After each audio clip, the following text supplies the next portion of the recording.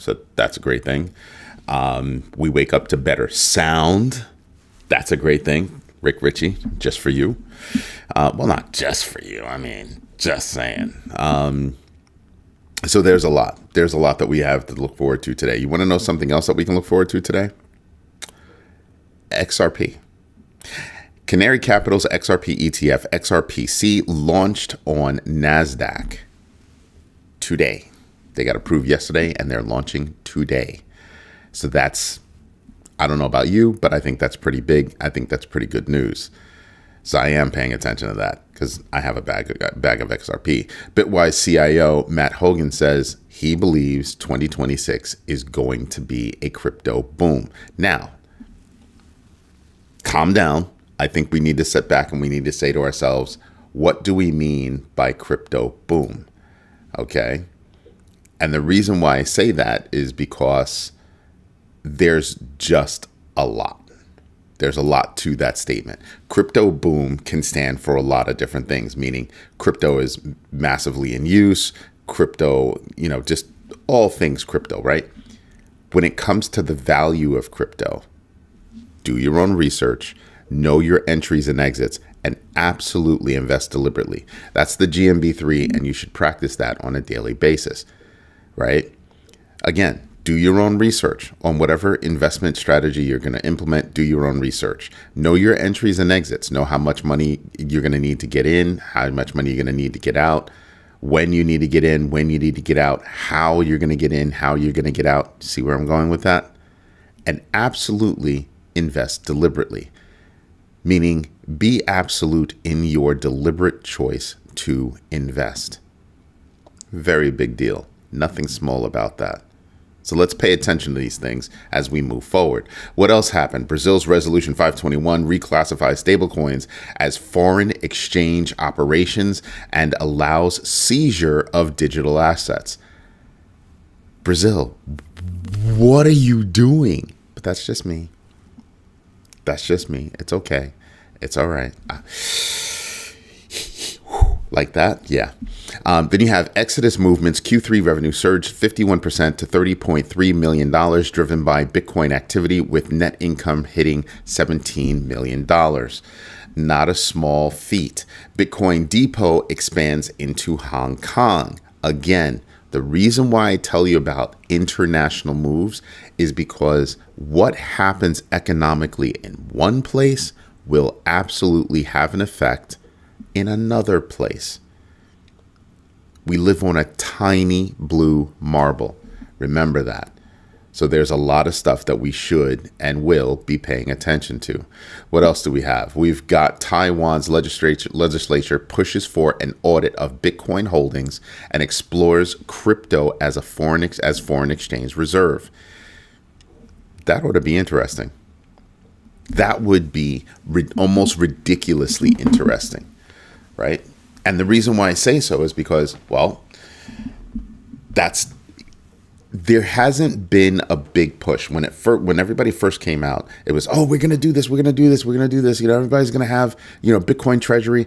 And then that kind of died down. Why did it die down? Well, it died down because the United States decided to close their doors in doing government business. So that was one. Two, just the global economy is hurting at the moment, and Bitcoin took a hit. So everybody got quiet about it. But then you sit back and you kind of say, well, Bitcoin might be going up soon. We could start. I mean, I know the light back here is red. I get it. But Bitcoin could be going green in just a little bit. Remember what I told you? We should get a nice little pop and we did, when the government said we're going to reopen. We got a pop on the news and it dipped a little bit, but I think it's going to go back up again. Then you've got, the ETFs that are going to start popping up. This XRP ETF by Canary Capital, guess what? 1933 ruling. Excuse me. That's how they got around it. So it's going to be a real ETF, really available on the market. And I think that's going to drive more interest. You also still have a backlog of 155 ETFs, crypto-related ETFs, that are waiting for approval. And I'm pretty sure they're not going to come one at a time. I'm pretty sure they'll come in like groups at a time. right? And that should provide a, small pops, but an elongated, string of pops. So I'll be paying attention to that. And those are the reasons, those are a few of the reasons why I think the market is going to go up. But we'll have to wait and see. So much good news. So much good news. I mean, I've got like 20 some odd articles to go through.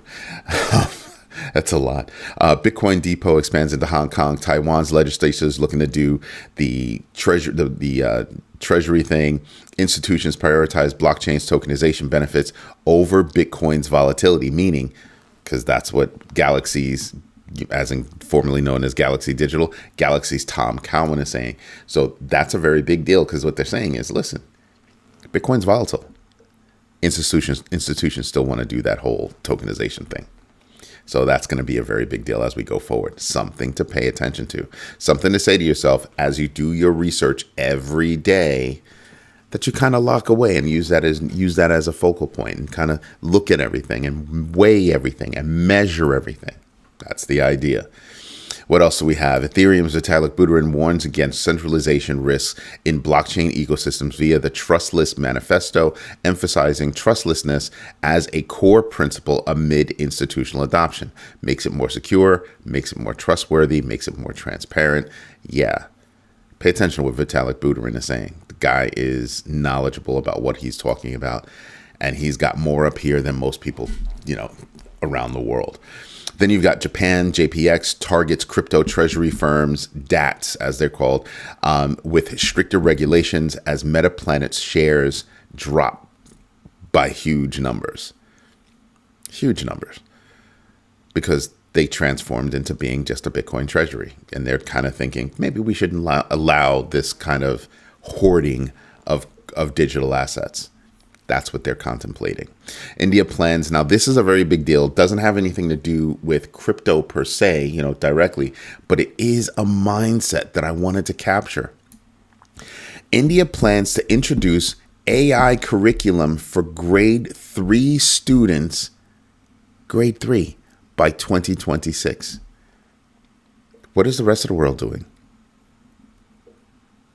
I just want you to stop and think about, many countries are known for different things, right?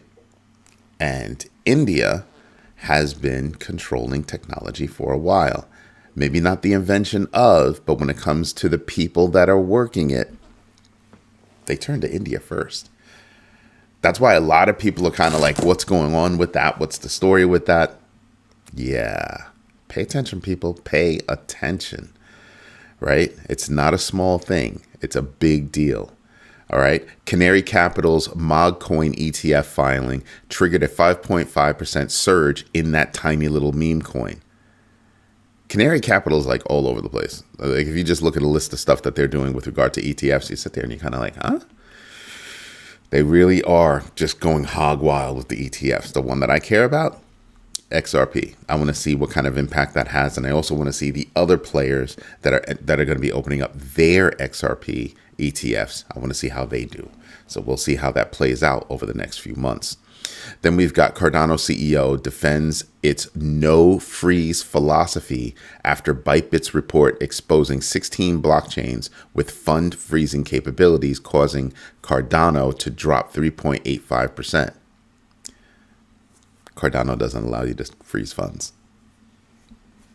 And others are saying you should have that capability. Cardano's like, why?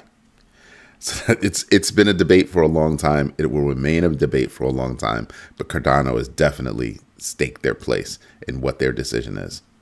So it should be interesting to see how that all plays out. Austrac warns that cyber criminals are exploiting Australia's Report Cyber platform to defraud crypto users, with $3 million lost in 2024 alone. And you need to pay attention to that. Well, 2024. Well, no, 2025. Sorry, my bad. Prompting expanded powers to restrict high-risk crypto activities. Yeah, that sounds to me like they're using that as a way to kind of tamp down on crypto. I hope Australia is not moving in the wrong direction. I really do. Security is a big deal, but if this is just a ruse, that's not going to bode well.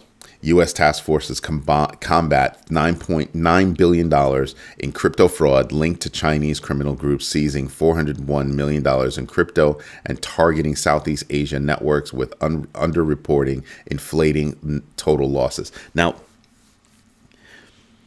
something else that I want to touch on is this task force that's been brought together. It's called a strike force, technically.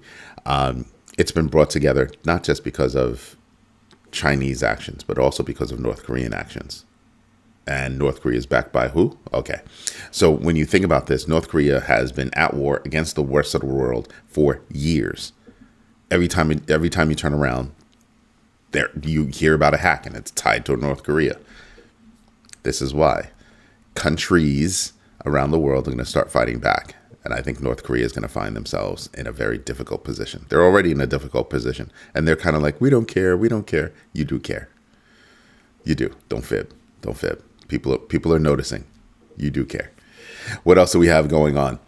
A Satoshi era investor, billionaire, deposited 2,401 Bitcoin on Kraken, sparking market panic over early adopters' influence. I wish people would stop flinching at stuff like this. Do with your money what you want to do with your money, but I wouldn't flinch over this. I'm absolutely not. And then a hacker burned $3 million in USDC to trigger a $4.9 million loss at Hyperliquid, exploiting automated liquidity systems with a $20 million buy wall, sparking debates over the motive as performance art or a DeFi stress test. Performance art. You have people out there that'll do things just because they can. This person did something just because they can. They wanted to see what would happen. Now they found out. And now you can see what kind of impact it can have. And I believe, in my humble opinion, Hyperliquid responded as they should. Their security features, everything else kicked in as they should. Nothing in this world is perfect, which is why I tell everybody every day, do your own research, know your entries and exits, and absolutely invest deliberately. Don't sleep on those things. The GMB3 will definitely help you in making decisions. It's a way of thinking. It's not telling you how to invest or anything else. It's giving you an idea about a perspective on how to think about things. Just a thought process. That's all. Anyway, you know what we should do? That's right. We should check the numbers. And you guys, again, didn't tell me that my logo wasn't up. Oh, that's going to be a problem. All right. Let's skip on over here. Let me get my notes out. Yeah, you can see I had crazy notes. Look at all these notes that I have on all the news that I have for the day. Well, for the morning. This is just the morning. This isn't even the afternoon. This is the morning show, and I have all that news. Just saying, there's a lot going on. Let's open up with the Dow futures being expected down as the implied open of 46. S&P implied down 13. Implied down for NASDAQ 54.75 or 53.75 rather. Oil up 0.33. NASDAQ 10-year up 0.017. Interesting. Pay attention to your money. We go over the numbers for a reason. What else do we have? We've got, let's see, Alibaba reporting, Disney, Applied Materials. We have a few companies that are reporting, JD.com. We have a few companies that are reporting today that we care about. So pay attention to what's going on out there. We're not expecting U.S. economic data. All right. I want you to think about this next Fed meeting. What data are they going to have? They probably won't have October data. Maybe they'll get November data. Just saying. They're not going to go back and look at that. They're going to go move forward. There's a lot of space there. Right now, the fear and greed index is at 15. 15. I want you to stop and think about this. This could actually trigger a bull run. Why? Because that's going to make everybody think, oh my God, everything's on sale.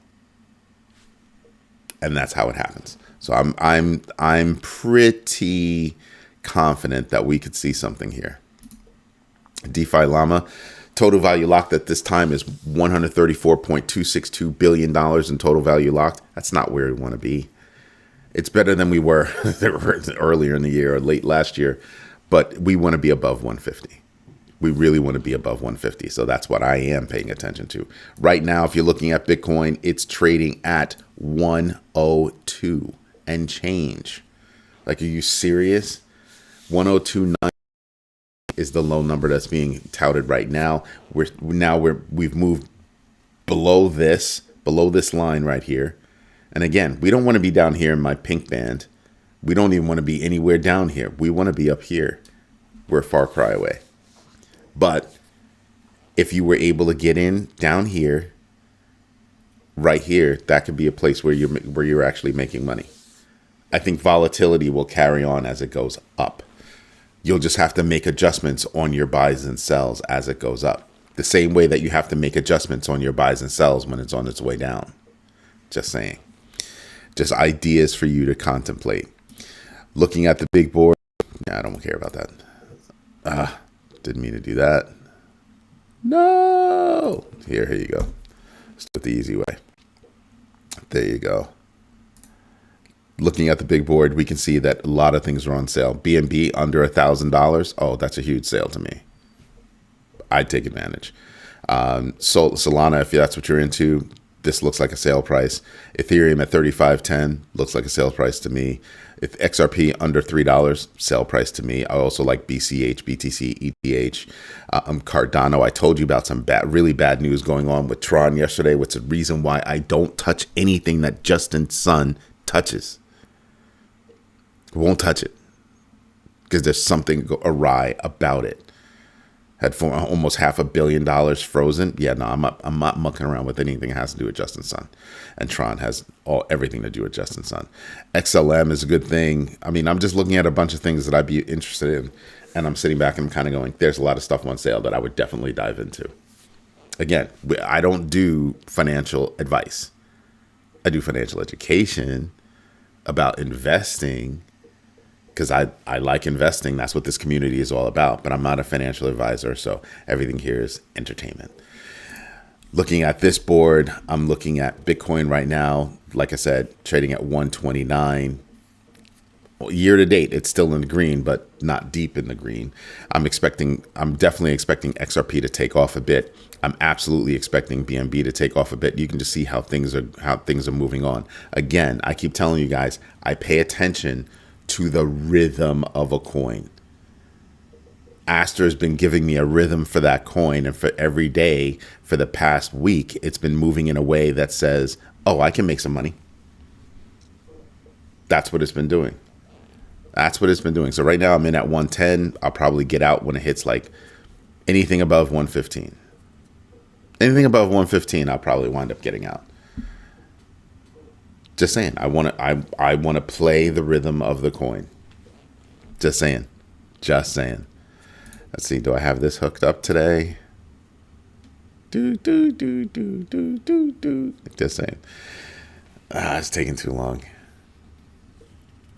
As one of my guys drops me a note and says, hey, I'm working on the site right now. This is going to be the new site. Tons of news.